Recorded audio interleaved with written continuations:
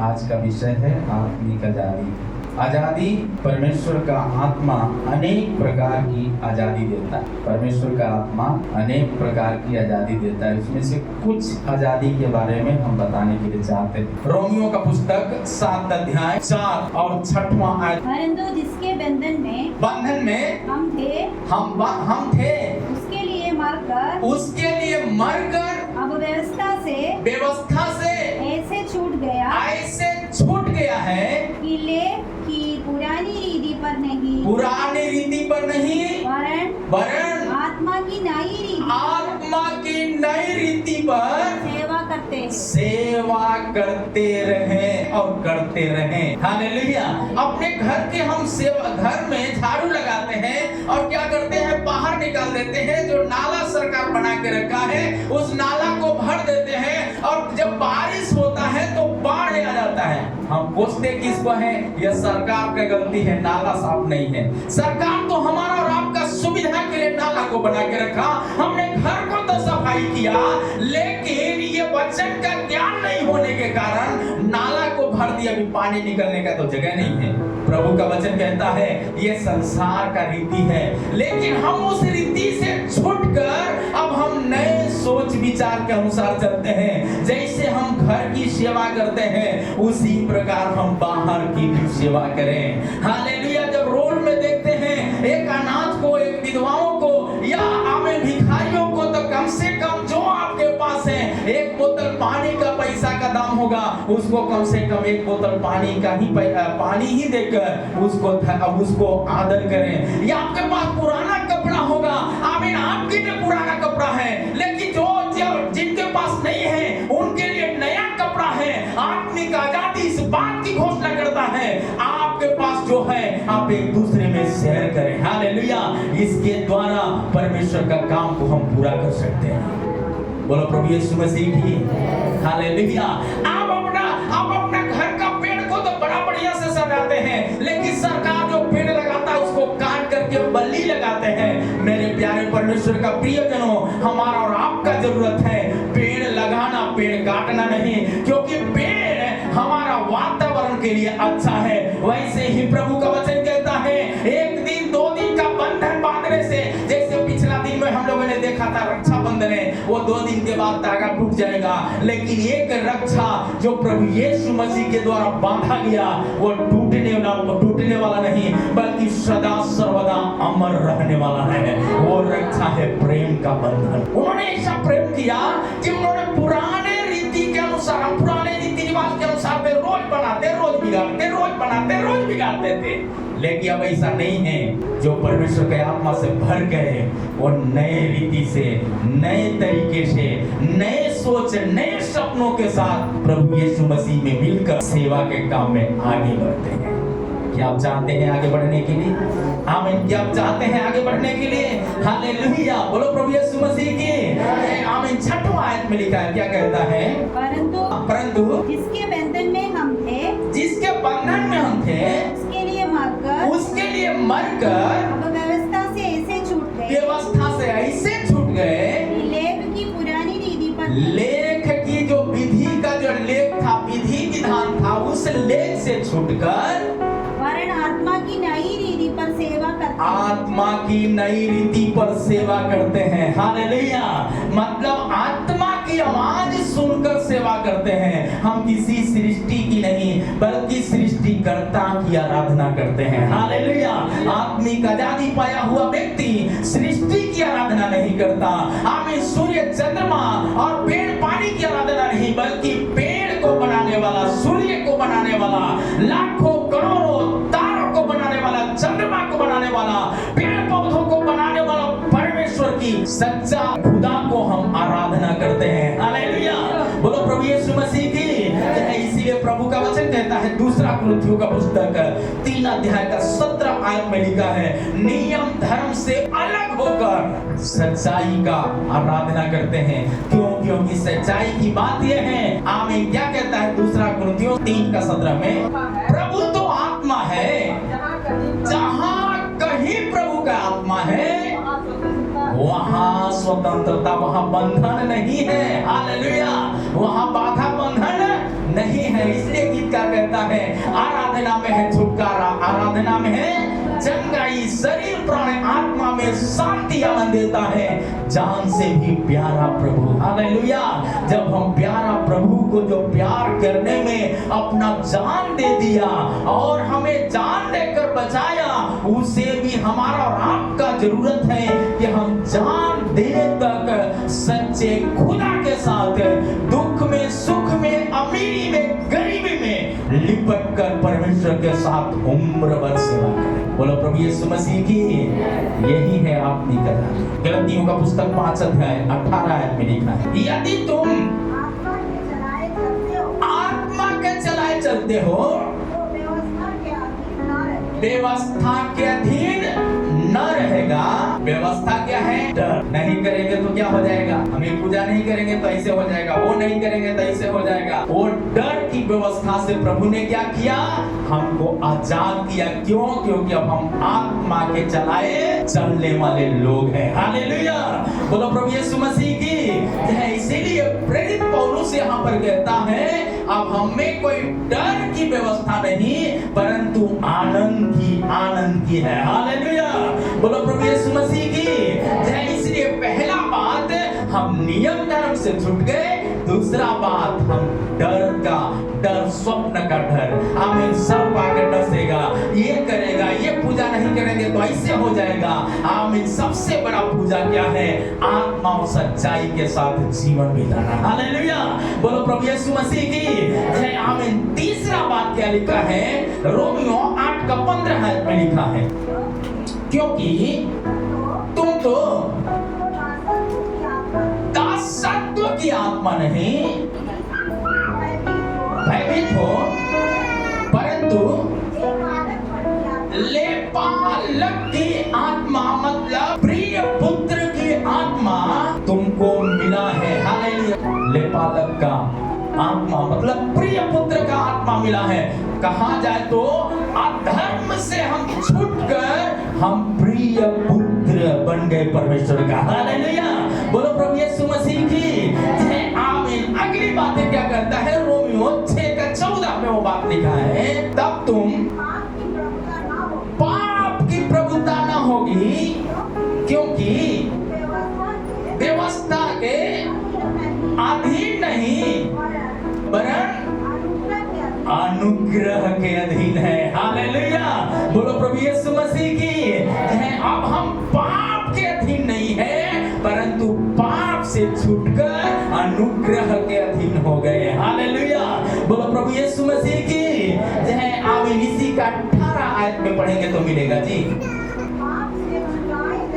पाप से छुड़ाए जाकर धर्म के दास हो गए। हालेलुया। धर्म के दास हो गए। धर्मी जन की प्रार्थना, विश्वास की प्रार्थना खोलती है सारे बंधन को। हालेलुया। धर्मी का काम क्या है? धर्मी का काम है आमीन दूसरों के लिए प्रार्थना करना। धर्मी का काम है देश की सरकार के लिए प्रार्थना करना। धर्मी का काम है हालेलुया हर एक नागरिकों के लिए प्रार्थना करना। धर्मी का काम है हॉस्पिटल का डॉक्टर के लिए और स्वास्थ्य मंत्रियों के लिए प्रार्थना करना और बीमार लोगों के लिए प्रार्थना करना। ये बात कब हम में आ गया? जब हम परमेश्वर का प्रिय पुत्र बन गए। हालेलुया। यीशु मसीह स्वयं करके हमारे लिए विनती करता है और जब हम उसका आत्मा जब मुझ में आ गया तब हम भी क्या हो गए? पुत्र है तो आमीन पिता से प्रार्थना करने वाले हो गए। बोलो प्रभु यीशु मसीह की है। आमीन। आत्मिक आजादी का मतलब यही है। आमीन। मत्ती रचित सुसमाचार का पुस्तक 25 अध्याय 36 आयत में लिखा है, मैं नंगा था, तूने मुझे कपड़ा पहनाया, मैं बीमार था, तूने मुझे सुधि ली, मैं बंदीगृह में था, तूने मुझसे क्या किया? मिलने आया। हालेलुया। न्याय का दिनों में परमेश्वर सारे मानव जातियों का हिसाब करेगा। उसी दिन में हालेलुया जो आत्मिक आजादी नहीं पाया है, सुनने वाले प्रिय भाई बहन, प्रिय नौजवान साथीगण, इस बात को मैं ऐलान करना चाहता हूँ, न्याय के कटघरे के समय में परमेश्वर पूछेगा आप कितने कितने लोगों से मिलने के लिए गया है, कितने बीमार लोगों से मिलने के लिए गया, कितने नंगे घूम रहे थे उनको कपड़ा दिया है।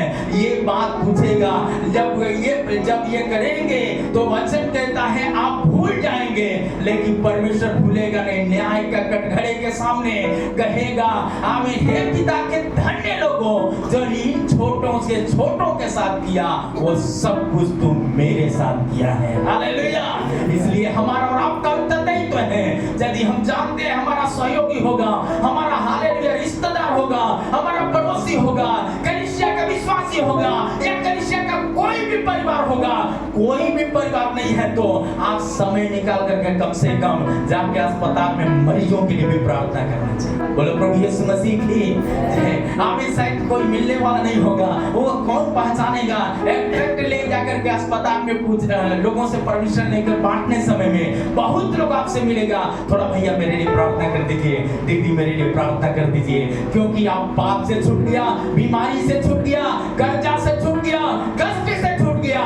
उसी का आत्मा जो यीशु मसीह को मृतकों में से जिलाया, यदि तुम में वास करता है तो तुम्हें भी जिलाएगा, परमेश्वर का वचन कहता है। हालेलुया। बोलो प्रभु यीशु मसीह की।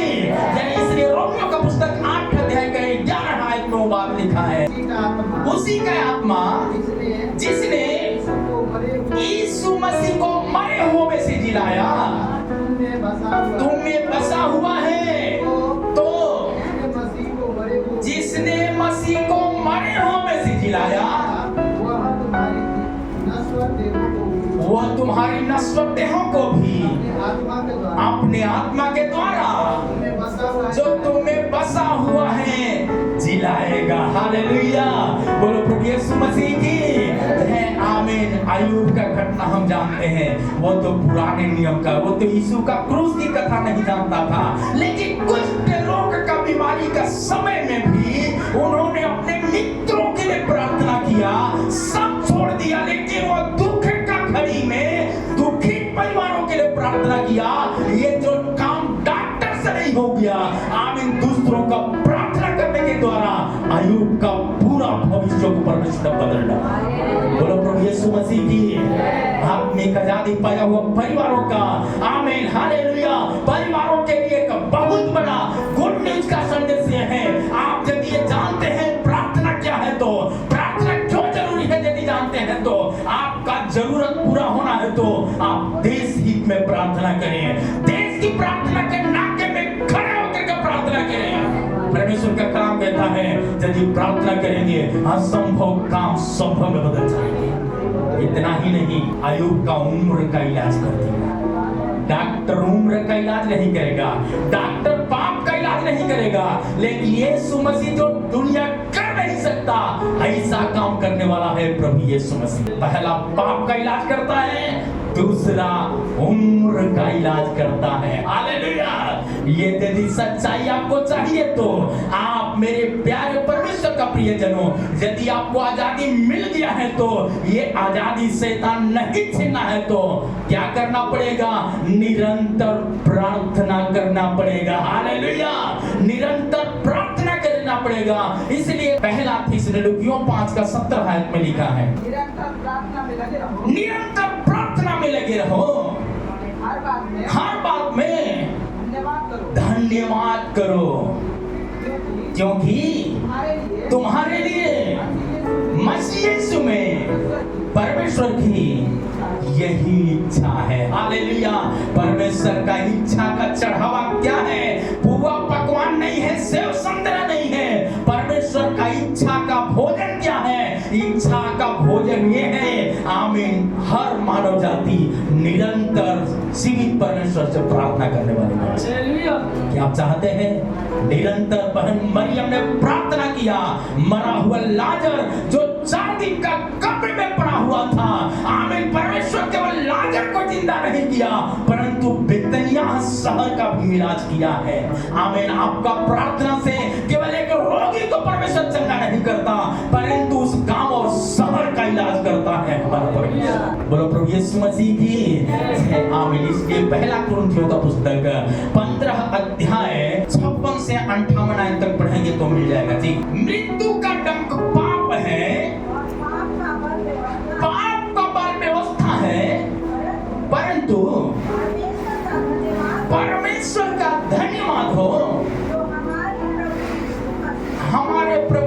यीशु मसीह में हाँ हाँ जयवंत करता है। हमें क्या करता है? जयवंत करता है। और इसलिए हे मेरे प्रिय भाइयों, दृढ़ और अटल रहो, प्रभु के काम में सर्वदा बढ़ते जाओ। हालेलुया। और क्योंकि यह जानते हो कि तुम्हारा परिश्रम प्रभु में व्यर्थ नहीं है। हालेलुया। वचन कहता है काम करने वालों को मजदूरी मिलना चाहिए, पर आराधना प्रार्थना भी एक काम है। आमीन। प्रभु यीशु मसीह कहते हैं काम करने वालों को बड़ा प्रतिफल मिलेगा। संसार का मालिक हालेलुया कुछ तनख्वाह देगा, कुछ रख लेगा, लेकिन हमारा स्वर्गीय पिता पूरा पूरा तनख्वाह देने वाला परमेश्वर है। ये तनख्वाह आपको चाहिए, आपका पीढ़ी का इलाज होना चाहिए तो, आपके बच्चे, आपका शहर अच्छा होना चाहिए तो, आमीन, आपका परिवार अच्छा होना चाहिए तो निरंतर प्रार्थना में बने रहो। हालेलुया।